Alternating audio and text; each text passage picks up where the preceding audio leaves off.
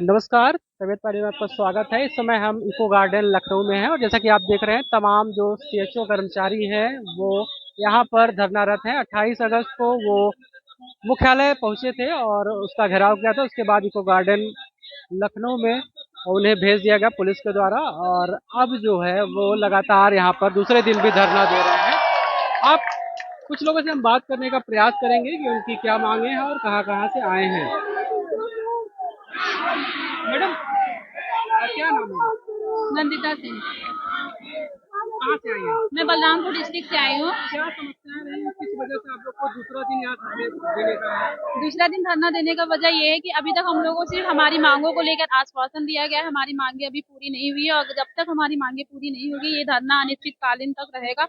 आप देख रहे हैं यहाँ पे इतना भीड़ है, तो हम लोग भी सोशल होने की वजह से सारे क्षेत्र यहाँ पे इकट्ठा हुए हैं और हमारा यही मांगे हैं जैसे कि हमारी जो हम लोग को नियमितीकरण करें, हम लोग को परमानेंट करें। पहली चीजें ये है। दूसरी चीज ये है कि हमारी जो 4800 ग्रेड पे है वो चीज हम लोगों को दें।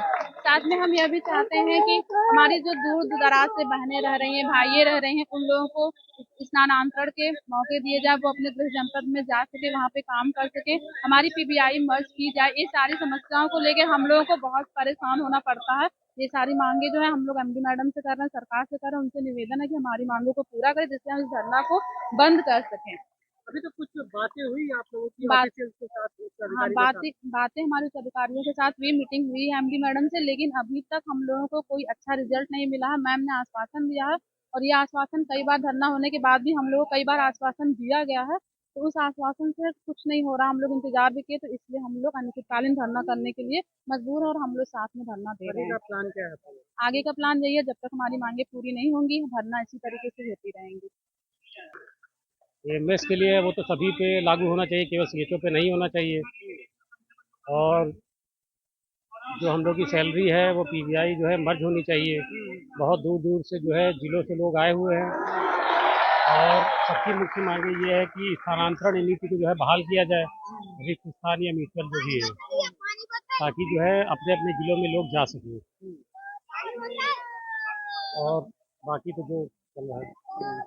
तो आपने सुना सीएचओ कर्मचारियों को और भी लोग हैं, उनसे हम बात करने का प्रयास करेंगे। सर, क्या नाम होगा? आशीष कुमार साहू, सीतापुर। जो आप लोग का दूसरा दिन ये है धरने का और एक बड़ी संख्या है महिला पुरुष सभी कर्मचारी यहाँ इकट्ठा हुए हैं। कब तक यहाँ पर रहने का प्लान है और क्या कुछ बातचीत आगे हुई है? देखिए, आगे बढ़ा है? ये जो धरना, जैसा कि आपने अभी सुना होगा, हमारे जो प्रदेश अध्यक्ष है हिमालय जी, उन्होंने कहा जब तक कि हम लोग की मांगे पूरी नहीं मानी जाएंगी ये धरना अनिश्चितकालीन चलेगा। तो इसका कोई वो दिन तारीख अभी से नहीं पता है कि ये कब तक चलेगा। अगर सरकार ने मांगे आज मान ली, इनके कहने के अनुसार सारी मांगे मानी गई, तो हम लोग का धरना समाप्त भी हो सकता है। और सरकार ने अगर माने नहीं मांगी तो फिर ये धरने का कोई अंत नहीं है, आगे तक भी चल सकता है। सरकार क्यों मांगे जब अगर विज्ञापन के समय जो उस जीवो में लिखा हुआ है नियमितीकरण की बात अगर उसमें लिखी हुई है तो सरकार क्यों नहीं मान रही? क्या अभी सरकार की मंशा क्या है, सरकार ही स्पष्ट करे। हम लोग तो सिर्फ अपना धंधा देख के अपनी बात मनवाने के लिए आग्रह कर सकते हैं। अगर सरकार इस मांगों को नहीं मानती है तो जैसा कि बताया गया है ये धरना अनिश्चितकालीन तक चलता ही रहेगा। सरकार का कोई नुमाइंदा आप लोगों से मिलने आया या अभी ऐसा कुछ नहीं है, कोई यहाँ मिलने नहीं आया है। एक अभी जैसे कि अभी बताया, अवगत कराया गया है सबको कि एक 4-5 लोगों का टीम जाएगी यहाँ से सरकार से बात करने के लिए। अब देखते हैं उसमें क्या निकलता है, ये तो हमारे प्रदेश अध्यक्ष जी बता पाएंगे कि आगे क्या निकलता है, उसके अनुरूप ही यहाँ पे कार्रवाई होगी। जी। तो आपने सीएचओ कर्मचारियों को सुना, उनकी आपने अपनी बातें हैं और इसके अलावा जो मांगे हैं नियमितीकरण को लेकर हैं। आपका क्या नाम होगा? ये बताएंगे यार, मेरे से नहीं। अच्छा, आपसे नहीं बोला जाएगा। तो और भी लोगों से हम बात करने का प्रयास करते हैं। एक बैनर आप देख रहे हैं। मैडम, आपका क्या नाम है? जी मेरा नाम रंजना है। अच्छा, कहाँ से हैं? सर हम बलरामपुर से हैं। आप लोग कल से ही यहाँ धरना दे रहे हैं, क्या कुछ समस्याएं आप लोग झेल रहे हैं? जी हमारी बहुत सारी मांगे हैं, उसको लेके हम लोग अनिश्चितकाल धरना दिए हैं, क्योंकि जब तक हमारी मांगे नहीं पूरी होंगी जब तक हम लोग यहाँ से हटने वाले नहीं हैं। समस्याएं कैसी होती है, किस तरह की समस्याएं बहुत सारी है। जैसे आज समस्याएं देख लीजिए, यहाँ तक सबसे पहले महिला हम हैं, महिला की सुरक्षा जरूरी है या नहीं जरूरी है, पहले बताइए। जब मेडिकल कॉलेज में महिलाएं सुरक्षित नहीं रह सकती हैं तो हम लोग हर गांव में ग्रामीण क्षेत्र में कैसे सुरक्षित रह सकते हैं? इसका कोई जिम्मेदारी नहीं लेता है ना कि हम सुरक्षित हैं कि भी नहीं है। दूसरी बात यह है कि हम इतने सारे दूर दूर से लोग अपने जिला छोड़ के दूसरे जिले में है ये जो जॉब कर रहे हैं, और सैलरी के साथ हम लोग को जो पीबीआई मिल रहा है वर्क पे 15,000, वो भी हम लोग को इसमें भ्रष्टाचारी हो रही है, सही से नहीं मिल रही है। और इसके बावजूद में हम इतना दूर से हैं, और भ्रष्टाचारी ये खत्म हो और हम लोग को नियमित किया जाए और हस्तांतरण भी हम लोग को दिया जाए।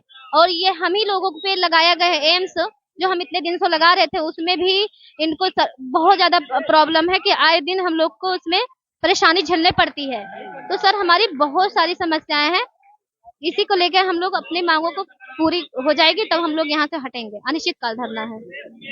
जी सर। धन्यवाद। तो ये सभी हम ज़्यादा से ज़्यादा जो सीएचओ कर्मचारी हैं उनसे बात करने का प्रयास कर रहे हैं, और उनकी बातें जो है, उनकी जो मांगे हैं उनको जानने का प्रयास कर रहे हैं। क्या नाम है? संजय प्रभाकर। तो आप लोगों की जो मांगे हैं, उस मांगों को लेकर कितनी सजग है जो विभाग है, सरकार है? अगर सरकार सुन रही होती तो हम यहाँ खड़े नहीं होते। सरकार सुन नहीं रही है, जिस हिसाब से वो आश्वासन ही आश्वासन दे रहे हैं, और पिछले 1 साल से यही चल रहा है कि आश्वासन और आश्वासन ही मिल रहा है। बस आश्वासन नहीं चलता रहेगा तो हमें कोई सुविधा नहीं मिल रही है, बस आश्वासन के सिवा और कुछ नहीं मिल रहा है। यही प्रॉब्लम भीड़ है, उनकी जो गूंज है वो सरकारी कानों तक नहीं जा रही है।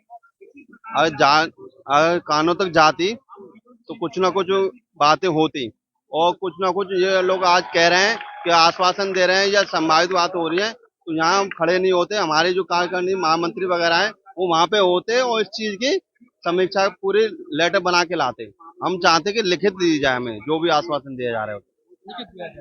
तो ये मेरा और भी सीएचओ कर्मचारी हैं, उनमें से कुछ और लोगों से हम बात करने का प्रयास करते हैं कि वो क्या कहते हैं।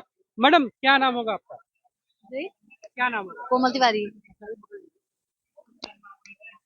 क्या समस्याएं रही आप लोगों का दूसरा दिन है ये, और किन समस्याओं को लेकर यहाँ पहुंचे आप लोग? जैसे हम लोग कल अपनी सारी मांगे लेकर आए थे, जिसमें हमारा सबसे पहला पॉइंट है कि हमारे गाइडलाइन के अनुसार जिन सीएचओ का 6 साल हो गया है उनको नियमित कर देना चाहिए, जिसमें से कई लोग ऐसे हैं जिन बैचेस का 6 साल पूरा हो गया है लेकिन अभी उस पर कोई सुनवाई नहीं हो रही है, ना ही कोई कार्यवाही हो रही है। दूसरा, हमारा ऑनलाइन अटेंडेंस का एक सिस्टम है जो सिर्फ सीएचओ के कैडर पे इन्होंने लगा रखा है। तो हमारा पॉइंट ये है कि अगर हमें अटेंडेंस देने में कोई इशू नहीं है, अगर वो इतना अच्छा है तो सबके लिए लागू करें, सिर्फ सीएचओ के साथ ही शोषण क्यों कर रहे हैं उस ऐप को लेकर। ठीक है। हाँ, इसके बाद जैसे हमारा तीसरा सबसे बड़ा पॉइंट ये है कि हमारी जो बेसिक सैलरी है at the time of joining other state में 25,000 प्लस 15,000 पीबीआई था, लेकिन हमारे स्टेट में 20,500 प्लस 15,000 दिया, जिससे मतलब 5 साल हो रहे हैं हमारे भी बैच को, और हम 5 साल से 4,500 माइनस में ही जा रहे हैं, जिससे हमारा इंक्रीमेंट भी कम मिला है। और आज भी हम कह रहे हैं कि और पीबीआई के नाम पे जो सबसे बड़ा शोषण हो रहा है हमारा, तो हमारा पॉइंट ये है कि हमारी पीबीआई को सैलरी में मर्ज कर दें। ठीक है। और कल हम लोगों ने एमडी मैडम ने 8-9 लोगों को बुलाया भी था, लेकिन अभी उस पर सिर्फ उन्होंने सहमति दी है, कुछ रिटर्न में नहीं दिया है, सिर्फ आश्वासन दिया है, और जब तक वो रिटर्न में नहीं देंगी तब तक हम अपनी मांगे बात आगे बढ़ेगी। नहीं, ऐसा कुछ नहीं, अभी ऐसा कुछ पॉइंट नहीं कहा है। एएमएस के लिए उन्होंने कहा है कि हमें लगाना है, और बाकी कैडेट्स पे अभी भी लागू करने के लिए नहीं बोल रही हैं, सिर्फ सीएचओ के लिए ही बना है। और दूसरा, पीबीआई भी सैलरी में मर्ज करने के लिए कुछ खास बात हुई नहीं है अभी, और नियमितीकरण के लिए भी कोई बात नहीं हुई है। इसलिए जब तक हमारी मांगे पूरी नहीं होंगी तब तक हम अनिश्चितकालीन धरना पे रहेंगे। तो आपने सुना, तमाम जो सीएचओ कर्मचारी हैं, एनएचएम के कर्मचारी हैं, वो लगातार अपनी मांगों को लेकर यहाँ पर डटे हुए हैं और धरना दे रहे हैं। मैडम, आपका क्या नाम होगा? मेरा सामुदायिक स्वास्थ्य कविता राजपूत, सामुदायिक स्वास्थ्य अधिकारी। कहाँ से हैं आप? डिस्ट्रिक्ट फतेहपुर। क्या समस्याएं, कार्यस्थल पर क्या दिक्कतें आती हैं आपके? हमारे कार्यस्थल में बहुत सारी दिक्कत आती है डिस्टेंस को लेकर, जो कि मैं 800 किलोमीटर दूर पर पोस्टेड हूँ, और हमारा सब सेंटर लगभग 15 किलोमीटर दूर है, और मुझे 9 बजे से लेकर 5 बजे तक उपस्थिति मांगी जाती है, जो कि हम अपने सेंटर पर सुरक्षित नहीं है। मुझे फील्ड में भी भेजा जाता है। फील्ड में जाने के बाद हमारे सेंटर पर अधिकारी आते हैं, कहते हैं आप एब्सेंट हैं। मुझसे फोन कर पता नहीं किया जाता है कि मैं कहाँ पर हूँ। मुझे मेरी ड्यूटी फील्ड में लगा दी जाती है, और उसके बाद भी फिर हमारी एमएस से बहुत दिक्कत होती, जो अभी तक लगाते रहे हैं। अब हमारा आई स्क्रीनिंग का एमएस लागू कर दिया गया, जिससे हमारी और समस्याएं बढ़ गई हैं। एमएस अगर ऐप इतना ही अच्छा है तो हमारा जो एनएचएम कर्मचारी सभी पर लागू होना चाहिए। स्वास्थ्य जो नियमित कर्मचारी सभी पर लागू होना चाहिए, ना कि केवल सीएचओ को ही टारगेट किया जा रहा है। हम चाहते हैं अगर यदि ऐप इतना अच्छा है तो सभी पर लागू हो, केवल सीएचओ को ही मत टारगेट करें। और हमारा एक गाइडलाइन में दिया गया था कि 6 साल होने पर सीएचओ का नियमितकरण किया जाए, परंतु अभी तक लागू नहीं किया गया है। धन्यवाद।